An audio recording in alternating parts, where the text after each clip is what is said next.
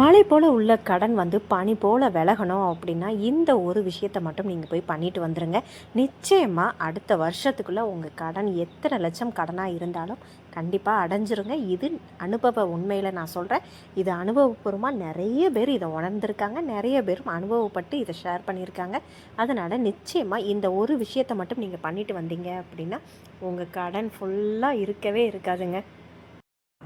இப்போ லைஃப்பில் கடனே இல்லாத மனிதர்களையே பார்க்க முடியாதுங்க. பெரிய பெரிய பிஸ்னஸ் பண்ணுறவங்களும் சரி, கோடிக்கணக்கில் கடன் வாங்கிக்கிட்டு தான் இருப்பாங்க. நமக்கு வந்து அந்த கடன் 10,000 50,000 1,00,000ங்கிறது பெரிய தொகையாக இருக்கலாம். கோடிக்கணக்கில் வாங்குறவங்களுக்கும் கடன் கடன் தான். அதனால் கடன் இல்லாத மனிதர்களே கிடையாதுங்க.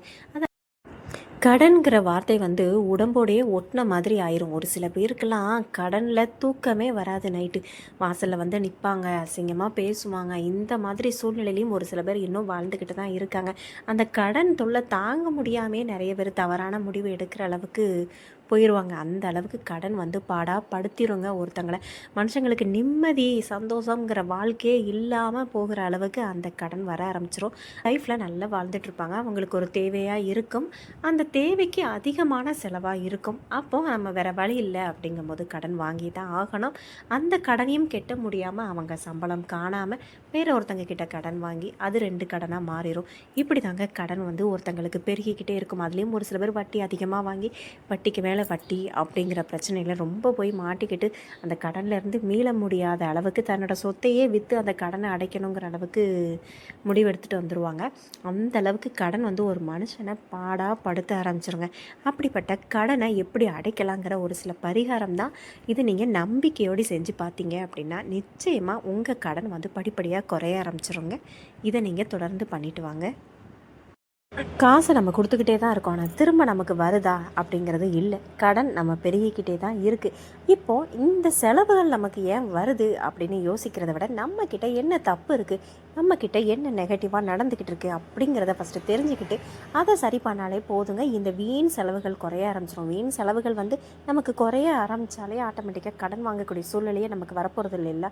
அதனால் நம்மக்கிட்ட என்ன நெகட்டிவான ஒரு விஷயம் இருக்குது அப்படிங்கிறத ஃபஸ்ட்டு தெரிஞ்சுக்கோங்க. அது நான் என்ன அப்படிங்கிறத எனக்கு தெரிஞ்ச விஷயத்தை தான் நான் சொல்கிறேன்.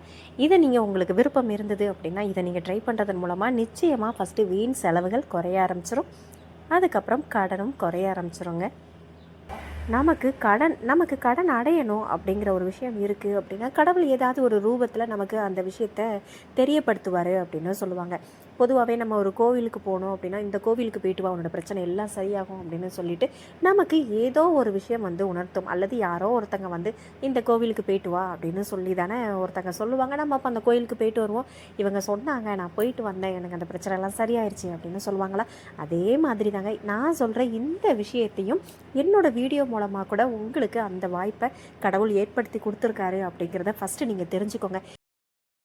இந்த வீடியோவை வந்து நீங்கள் 2 நிமிஷம் பார்க்குறீங்களா, 3 நிமிஷம் பார்க்குறீங்களா, இல்லை வீடியோ ஃபுல்லாக பார்க்குறீங்களா அப்படிங்கிறது தெரியாது. ஆனால் நிச்சயமாக உங்களுக்கு கடன் அடையக்கூடிய ஒரு வாய்ப்பு இருக்க போகுது அப்படின்னா கடவுள் வந்து கண்டிப்பாக இந்த வீடியோவை ஃபுல்லாக உங்களை பார்க்க வச்சு இதை உடனே செயல்படுத்த வச்சு உங்கள் கடனை அடையுங்க. ஏன்னா நான் இதை வீடியோவை நீங்கள் பார்க்கணும் அப்படிங்கிறதுக்காக எல்லாரும் சொல்கிற அந்த வார்த்தையை வந்து நான் சொல்லலை. ஏன்னா கடன் வந்து யாருக்கும் இருக்கக்கூடாது. நான் அனுபவப்பட்டது, எல்லாருமே அனுபவப்பட்டு ஷேர் பண்ண ஒரு விஷயத்தை சரி மக்களுக்கு இதை தெரியப்படுத்தலாம். அவங்களுக்கு நிறைய கடன் இருக்குது, சரி அவங்களோட கடன் குறையட்டும் அப்படிங்கிறதுக்காக தான் எனக்கு தெரிஞ்ச விஷயத்த நான் உங்கள் கூட ஷேர் பண்ணுறேன். அதனால் இது பார்க்குறதும் பார்க்காததும் உங்கள் விருப்பம். இந்த வீடியோ உங்களுக்கு பிடிக்கலை அப்படின்னாலும் நீங்கள் ஸ்கிப் பண்ணிவிட்டு போயிடலாம். ஆனால் கடன் அடையணும் அப்படின்னா கண்டிப்பாக நீங்கள் ஸ்கிப் பண்ண மாட்டீங்க. இது ஒரு சின்ன விஷயந்தான். இந்த சின்ன விஷயத்தை மட்டும் நீங்கள் போய் பண்ணிட்டு வந்தாலே போதுங்க. நிச்சயமாக உங்கள் கடன் அடைஞ்சிரும். இது எந்த பரிகாரம் வீட்டில் பண்ணணும் அப்படிங்கிறதெல்லாம் எதுவுமே கிடையாதுங்க. கடல் தண்ணியில் குளிச்சுட்டு வந்தாலே நம்ம பீடை எல்லாமே விலகி போயிடும் அப்படின்னு சொல்லுவாங்க. அதுவும் கோவில் பக்கத்தில் இருக்கிற கடல் நீரில் அதில் போய் குளிச்சுட்டு வரும்போது நிச்சயமாக அவங்களுக்கு வந்து இருக்கிற பீடை கண்டிஸ்ட் இது எல்லாமே விலகி போயிடும் அப்படின்னு சொல்லுவாங்க. அது மட்டும் இல்லை, உப்பு தண்ணியில் குளித்தோம் அப்படின்னா நமக்கு லக்ஷ்மி கடாட்சமும் கிடைக்கும் அப்படின்னு சொல்லுவாங்க. அது ஆண்களோ பெண்களோ 2 பேருக்குமே அந்த லக்ஷ்மி கடாட்சம் கிடைக்கும் அப்படின்னு சொல்லுவாங்க.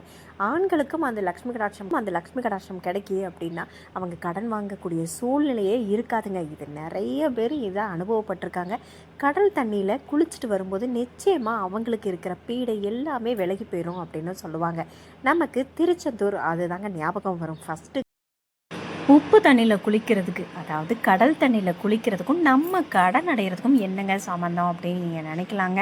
நிச்சயமாக சம்மந்தம் இருக்குது. அதுவும் நான் சொல்கிற இடத்துல போய் நீங்கள் குளிச்சுட்டு வந்து அந்த கடவுளை வணங்கிட்டு வந்தாலே போதுங்க, உங்கள் கடன் ஃபுல்லாக அடைஞ்சிருங்க. இது அனுபவம், உண்மையிலையும் சொல்கிறேன். அனுபவப்பட்ட நிறைய பேர் இந்த விஷயத்தை ஷேர் பண்ணதையும் தான் நான் உங்கள் கூட நான் ஷேர் பண்ணுறேன். அது மட்டும் இல்லை, கடல் தண்ணியில் குளிச்சுட்டு வந்தாலே நம்ம பீடை விலகும் அப்படிங்கிறது எல்லாருக்குமே தெரிஞ்ச விஷயந்தான். ஆனால் இதை வந்து இப்போல்லாம் அதை ஃபாலோ பண்ணுறது கிடையாது. ஆனால் எப்படி அந்த கடல் தண்ணியில் குளிக்கணும் அப்படிங்கிறது மட்டும்தான் முறை. ஆனால் எல்லாருமே போய் கடல் தண்ணியில் குளிச்சுட்டு வரோம், எங்களுக்கெல்லாம் இது சரியாயிருச்சா அப்படின்னு கேட்டால் கண்டிப்பாக அது வந்து ஒரு சில பேருக்கு சரியாகவே செய்யாது. காரணம், அவங்க தவறாக அந்த கடல் தண்ணியில் போய் குளிச்சுட்டு வர்றது மட்டும்தாங்க. நான் சொல்கிற மாதிரி நீங்கள் கடல் தண்ணியில் குளிச்சுட்டு நீங்கள் வந்தீங்க அப்படின்னா நிச்சயமாக உங்களுக்கு மழை போல் கடன் இருந்தது அப்படின்னா பனி போல் விலகி போயிருங்க. நான் சொன்ன கடலில் போய் நீங்கள் குளிச்சுட்டு வந்தால் மட்டும்தான் நிச்சயமாக உங்களுக்கு எத்தனை லட்சம் கடன் இருந்தாலும் சரியாகுங்க. எதனால் நான் கடல் தண்ணியில் குளிக்கணும் அப்படின்னு சொல்கிறேன் அப்படின்னா, கடலில் தான் மகாலட்சுமி இருக்காங்க, சுக்கிர பகவான் இருக்கார், நம்ம பெரும்பாலும் அந்த கடலில் தான் வசிக்கிறாரு. அப்படிப்பட்ட கடல் தண்ணியை நம்ம புனிதமாக நம்ம கருதி அந்த தண்ணியில் நம்ம குளிச்சுட்டு வரும்போது மட்டும்தான் நமக்கு லக்ஷ்மி கடாட்சம் கிடைக்கும். நமக்கு வந்து எப்பேற்பட்ட பீடையும் விளைக்கிறோம். ஆனால் எங்கே குளிக்கணும் அப்படிங்கிறதா இருக்குது. நான் எல்லா இடத்துலையுமே போய் குளிச்சுட்டு வரேன் அப்படிங்கிறதெல்லாம் கிடையாதுங்க. எங்கே குளிக்கணும் அப்படிங்கிறது ஒரு முறை இருக்குது. திருச்செந்தூரில் போய் குளிச்சுட்டு வர்றது தான் நமக்கு கடன் அடையக்கூடிய வாய்ப்பு இருக்கும். நம்ம எல்லாருக்குமே தெரியும், செவ்வாய்க்கு அதிபதியே மங்களக்காரன் நம்ம முருகர் தான். அப்படிப்பட்ட முருகருக்கு நம்ம செவ்வாய்க்கிழமை தோறும் விரதம் இருந்து வெற்றிலை தீபம் போடுறோம், நெய் தீபம் வீட்டில் ஏற்றிட்டு இருக்கோம். நமக்கு வந்து கடன் வந்து இன்னும் அடையலை அப்படின்னா நேரில் நீங்கள் அவரை பார்த்துட்டு வந்து நான் சொன்ன விஷயத்த நீங்கள் செஞ்சுட்டு வாங்க. நிச்சயமாக உங்கள் கடன் அடைஞ்சிருங்க. அது முறையாக ஒரு சில பேர் செய்வாங்க. அதனால தான் அவங்களுக்கு வந்து திருச்செந்தூர் போயிட்டு வந்தாலே அவங்களுக்கு திருப்பம் அப்படிங்கிற ஒரு பேச்சு இருக்குது. ஆனால் ஒரு சில பேர் வந்து அதை வந்து தவறாக அந்த மாதிரி பண்ணிட்டு வரும்போது தான் அவங்களுக்கு இருக்கிற அந்த பிரச்சனை சரியாகவே மாட்டுக்கு. நான் சொன்ன மாதிரி நீங்கள் செஞ்சுட்டு வாங்க. அதனால் இந்த வீடியோ ஃபுல்லாக ஸ்கிப் பண்ணாமல் பாருங்கள். நிச்சயமாக உங்களுக்கு ஒரு கடன் அடைய போகுது அப்படிங்கிற ஒரு விஷயம் நடக்க போகிறதுக்கு உண்டான வீடியோ தான் இது. அதனால் வீடியோவை ஸ்கிப் பண்ணாமல் பாருங்கள். சாதாரணமாக நான் சொல்லிட்டு போயிடலாம், இந்த வீடியோவில் கடல் தண்ணியில் போய் குளிச்சுட்டு வந்துடுங்க அப்படின்னு சொல்லிட்டு. அதுக்கு உண்டான காரணம் தெரிஞ்சால் மட்டும்தானே உங்களுக்கு அது என்ன அப்படிங்கிறது புரியும். அதனால தான் சொல்கிறேன், செவ்வாய்க்கு அதிபதி செவ்வாய் அப்படின்னாலே இந்த கடன் ஆகிறதுக்கு உண்டான ஒரு வாய்ப்புகள் இருக்குது அப்படின்னாலே அது செவ்வாய் பகவானால் தான் நமக்கு அந்த விஷயம் நடக்கு அப்படின்னு சொல்லுவாங்க. அதற்கு போகிறீங்க அப்படின்னா, ரூம் எடுத்து தங்குறதா இருந்தீங்க அப்படின்னா ஃபஸ்ட்டு ரூமில் நீங்கள் நல்லா குளிச்சுட்டு அதுக்கப்புறம் நாளை கிணறுல குளிச்சுட்டு அதுக்கப்புறம் தான் கடல் நீரில் போய் குளிக்கணுங்க. இது நிறைய பேருக்கு இது தெரியவே இல்லை. எல்லாருமே என்ன பண்ணுறாங்க, கடல் நீரில் நேராக வீட்டிலே குளிக்காமல் அங்கேருந்து அப்படியே வந்து குளிக்காமல் கடல் நீரில் போய் குளிச்சுட்டு அதுக்கப்புறம் நாளை கிணறுல போய் குளிச்சுட்டு வராங்க. இப்படி பண்ணுறது வந்து தவறுங்க. வீட்டில் நம்ம குளிச்சுட்டு வந்து அதுக்கப்புறம் நாளை கிணறுல அந்த புனிதமான நீரில் நம்ம குளிச்சுட்டு அதுக்கப்புறம் தான் கடல் நீரில் குளிக்கணும் அப்படின்னு சொல்கிறாங்க. எல்லோரும் கடல் நீர் உப்பு அப்படிங்கிறதுக்காக மறுபடியும் போய் உப்பு தண்ணியில் குளிச்சுட்டு மறுபடியும் நாளை கிணறுல போய் குளிச்சுட்டு வந்துடுதாங்க. அந்த மாதிரி பண்ணாதீங்க. உங்கள் நீர் உங்கள் மேலே அந்த கடல் உப்பு பட்டு அந்த பீடை விலகி போயிடும் அப்படிங்கிறதுக்காக அதோடி தான் நீங்கள் இருக்கணுங்க. அதான் ஒரு சில பேர் வந்து கடல் உப்பு தண்ணி அந்த மண் இது எல்லாமே இருக்கும், அதே இதோடையே போய் தலையை காய வச்சுட்டு அதுக்கப்புறம் நம்ம கிளம்பி அதுக்கப்புறம் முருகரை போய் கொண்டுட்டு வருவாங்க. இப்படி தான் பண்ணணும். இப்படி பண்ணுறதன் மூலமாக தான் உங்களுக்கு கடன் பிரச்சனை இந்த மாதிரி இருக்குது. இல்லை வேறு ஏதாவது பிரச்சனை, கல்யாணம் ஆகாமல் குழந்தை இல்லாமல் இந்த மாதிரி இருந்தது அப்படின்னா நீங்கள் இப்படி செய்கிறதன் மூலமாக தான் அது நடக்குங்க. ஏன்னா ஒரு சில பேர் வந்து தெரியாமல் என்ன பண்ணிடுறாங்க, நேராக வீட்டில் இருந்தே குளிக்காமே வந்துடுவாங்க. குளிக்காமல் வந்து போய் கடல் தண்ணியில் போய் குளிச்சுருவாங்க. குளிச்சுட்டு அப்புறம் நாளை கிணறுல குளிச்சுட்டு அதுக்கப்புறம் போய் முருகரை போய் பார்த்துட்டு வராங்க. உங்கள் கடன் குறையணும், உங்களுக்குள்ள பிரச்சனை சரியாகணும் அப்படின்னா ஃபஸ்ட்டு நீங்கள் வீட்டில் இருந்தே குளிச்சுட்டு நான் சொன்ன மாதிரி திருச்செந்தூருக்கு போயிட்டு குளிச்சுட்டு முருகரை பார்த்துட்டு அங்கே மினிமம் ஒரு 4 மணி நேரம் 5 மணி நேரமாவது நீங்கள் இருக்கணுங்க. குண்ட உடனே அப்படியே வெளியே வந்துடவே கூடாது. அதை நீங்கள் பார்த்துக்கோங்க. அதுக்கப்புறம் அங்கே உட்காந்து ஏதாவது ஒரு இடத்துல அந்த இடத்துல உட்காந்துட்டு முருகரை மனசார நீங்கள் நினச்சிட்டு எனக்கு கடன் குறையணும் அப்படின்னு சொல்லிவிட்டு நீங்கள் எந்த இடத்துல இருந்தாலும் சரி அவர் கண்டிப்பாக காது கொடுத்து கேட்பாருங்க. அதனால் நீங்கள் அங்கே இருந்துட்டு அதுக்கப்புறம் அங்கே இருந்து திருச்செந்தூர் முருகர் ஃபோட்டோ ஒன்று கண்டிப்பாக நீங்கள் வாங்கிட்டு வீட்டுக்கு கொண்டுட்டு போங்க. எந்த கோயிலுக்கு போனாலுமே நம்ம ஒரு ஃபோட்டோ கண்டிப்பாக வாங்கிட்டு போயிடுவோம். அதுலேயும் நீங்கள் திருச்செந்தூர் போனீங்க அப்படின்னா அவரோட ஃபோட்டோவை நீங்கள் நிச்சயமாக வாங்கிட்டு போங்க. வாங்கிட்டு போய் அங்கேருந்து நீங்கள் வாங்கிட்டு வந்து வீட்டுக்கு கொண்டுட்டு வந்து நீங்கள் இதை பண்ணுங்கள். உங்களுக்கு கடன் அடையணும் அப்படின்னு சொன்னால் நீங்கள் செவ்வாய்க்கிழமை திருச்செந்தூர் போய் குளிச்சுட்டு சாமி கும்பிட்டுட்டு முருகரோட ஃபோட்டோ நீங்கள் வீட்டுக்கு வாங்கிட்டு வந்து வைங்க. நிச்சயமாக சொல்கிறேன், அவர் அந்த ஃபோட்டோவை மட்டும் நீங்கள் நினைக்காதீங்க, அவர் உங்கள் கூட வராரு அப்படின்னு நீங்கள் நினச்சிட்டு இது பண்ணுங்கள். அது மட்டும் இல்லை, அந்த ஃபோட்டோவுக்கு நீங்கள் செவ்வாய்க்கிழமை தோறும் வீட்டில் தீபம் ஏற்றி வைங்க. இது ஒன்று மட்டும் நீங்கள் செஞ்சுட்டு வந்தால் போதுங்க. நிச்சயமாக சொல்கிறேன், உங்கள் பணப்பிரச்சனை எல்லாமே சரியாகி உங்கள் பிரச்சனை அடுத்த வருஷம் நீங்கள் இதே மாதிரியே நீங்கள் அடுத்த தடவை கோயிலுக்கு போகும்போது கண்டிப்பாக முருகர்கிட்ட போய் சொல்லுவீங்க, என்னோடய கடன் அடைஞ்சிருச்சு அப்படின்னு சொல்லிட்டு. ஒரு 2-3 பேர் இந்த மாதிரி செஞ்சு அவங்களுக்கு சரியாக இருக்குது அப்படின்னு சொல்லியிருக்காங்க. நிச்சயமாக உங்களுக்கும் இந்த மாதிரி கடன் பிரச்சனை அதிகமாக இருக்குது அப்படின்னா ஒரு சின்ன விஷயந்தான், இதை நீங்கள் ட்ரை பண்ணுங்கள். அது மட்டும் இல்லை, நீங்கள் திருச்செந்தூர் போனீங்க அப்படின்னா ஒரு பாட்டிலில் வந்து அந்த திருச்செந்தூர் கடல் தண்ணியை நீங்கள் கொண்டுட்டு வாங்க. கொஞ்சம் க்ளீன் பண்ணிவிட்டு உங்கள் வீட்டோட 4 மூலை முடுக்கு அப்படின்னு சொல்லுவோம்ல, அந்த 4 மூலை முடுக்குலேயுமே இந்த கடல் தண்ணியை நீங்கள் தெளித்து விட்ருங்க.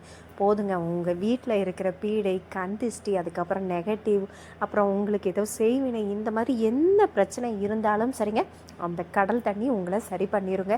இவ்வளோ கேட்குறதுக்கு உங்களுக்கு ஒரு சின்ன விஷயமா இருக்கலாம், இதை நீங்கள் ஷார்ட்டாக கூட சொல்லிடலாம் அப்படின்னு நினைப்பீங்க. இந்த மாதிரி சொல்லும்போது நிச்சயமாக உங்களுக்கு ஒரு நம்பிக்கை வருங்க.